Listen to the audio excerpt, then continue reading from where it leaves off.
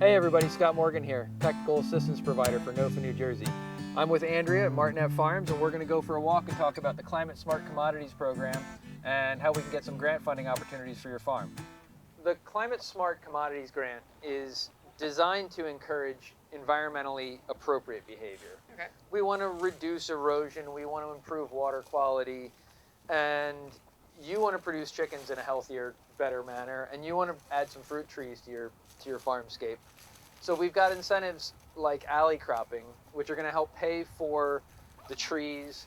There's incentives with practices like mulching that will pay for the mulch product that you're going to need to help establish those trees in a healthy manner. And really what we want to do is take all these hopes and dreams for better activities on your farm and fund them through this to incentivize that good behavior on the farm, that environmentally conscious behavior. Okay, so right in here, this is where we were talking about the potential for Silvera Pasture? Yeah, so this area gets really wet most times a year, especially during the spring.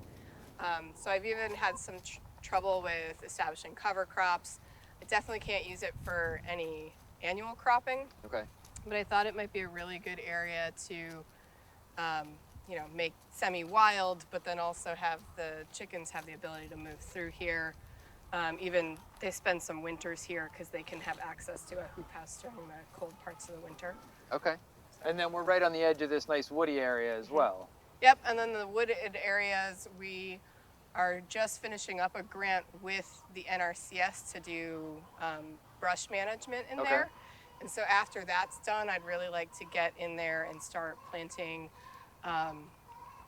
anything from, plants that we can harvest to make money, elderberries, other medicinals, potentially some fruit, shaded fruit bushes and things like that. And I know Tony loves to grow mushrooms, so he's probably going to have some like mushroom logs in the shade over there. Yeah, for sure. So some of that stuff we might be able to fund as well under the forest farming practice. Cool. So maybe we'll have a look at that while we're out walking as well. All right.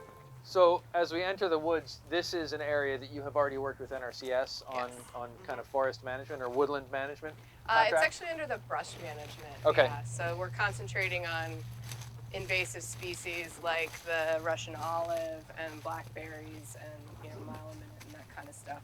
Okay. But also clearing the woods to make it more And that's usable. removal. Yep.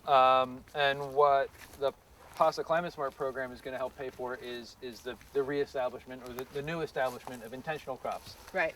So this is a perfect example of how your current contracting with NRCS is not only it's not a problem, it's actually a benefit. Cool. Is what we're trying to do is wherever we can, we want to supplement where other programs aren't taking care of your needs.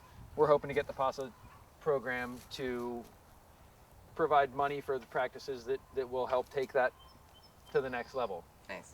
So you've cleared out a bunch of brush. Well, we've here cleared you out haven't a bunch, gotten to yet. Yeah, this is my next project over the course of the next 2 months to clear all this out, and then hopefully when we're done, it'll look like our completed section over there. Very good, and that will give it lots of light. You'll be able to grow grass, and some of your crops will have that light opportunity to fill in. We hadn't spoken about this previously, but as we're walking through, I'm looking at this tree line that's kind of the break between you and this giant, 40, 50 acre open field. Yeah. There might be an opportunity for you to take advantage of the shelter belt windbreak renovation. Okay. There's some funding for, fixing up what's already there. Gotcha. Just something to think about since there is a lot of wind coming out of that western direction. And then it looks like here we're coming into an area that you've worked with in the past, but is not active right now. Maybe there's some cover crop to be done here. So we move our chickens on a weekly basis along the fence line, the garden fence line, and set up a perimeter for them. And so what I've been doing the past couple years is cover cropping this area because I was intending to either, seed it with a pasture seed, something that's a little bit more nutritious for them, or start planting fruit trees and move them in between the fruit trees in this area, as well as the one on the east side of the garden. Okay. And for other areas inside the fence, you currently have a contract for cover cropping with NRCS? I do, yeah. Okay, so we're inside and outside, but yeah. While you still have that existing contract, we won't be able to take advantage of PASA funds for that. Sure. But if during the next few years that expires, we should be able to bring you in into that program as well, because all of these practices are considered and approved on a rolling basis during the next 5 years. So okay, cool. Yeah, just because we missed an opportunity today doesn't mean it's gone forever. Nice. Yeah. Nice. This is an area that you have cover cropped in the past and are currently working with NRCS on. Yep. So potentially we can work on this with you in a year or so when that NRCS contract expires. Yep, 2025. One of the huge benefits of the PASA program is that we're paying, instead of paying cost share, like a 50% cost share, like a lot of NRCS programs, the PASA program is going to pay what's calculated to be 100% of the cost of a practice. Wow, nice. It's going to be 75% up front and then 25% at, the evaluation for completion. Okay. But that's a big change, right? So instead of you shelling all that money out and waiting for the return, we're going to pay so you can buy those seeds, you can buy those trees. Hey, Pop.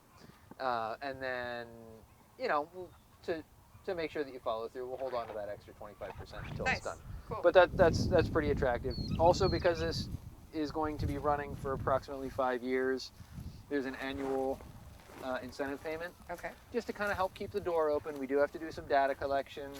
Not a huge amount of work on your part. It's mostly going to be me coming back to visit and check that you've gotten things in place. We're going to encourage folks to do some soil benchmark work, which is another PASA program, just to evaluate the soil health as you go through, just to help us document, the real benefits to soil, not just you. I think we'll be able to see it quite obviously, but it's good to have data. Hard science on it will help just make it that much more valuable. Cool. Andrea, it looks like a giant with golf spikes came walking through your field. Yeah, I love those daikons. Some of them were, I swear, like 13, 14 inches, maybe 2 inches across. Look at that. That's some great soil penetration, some good goo down in there. That's biology at work right there. So this is where we're thinking about some additional alley cropping? Yep, yeah, so this is about 50 feet by 250 feet. We run our chickens through here, and ideally I'd like to plant fruit trees and then also have some space where I can do things like potentially corn in the future, or winter squash, potatoes, anything that I don't need to pay too much attention to. In that alley between your fruit trees. Yeah, in the alley between the fruit trees. Fantastic. So right now, cover cropping can be paid for right away. That one does not require an environmental review.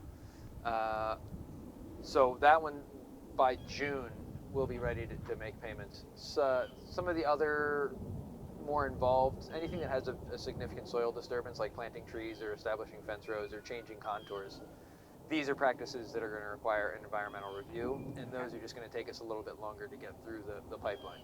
Okay. So we're kind of a small farm. We do about 1.5 acres of vegetables, and the whole property is about 7 acres that we'd be putting some of these practices into place for.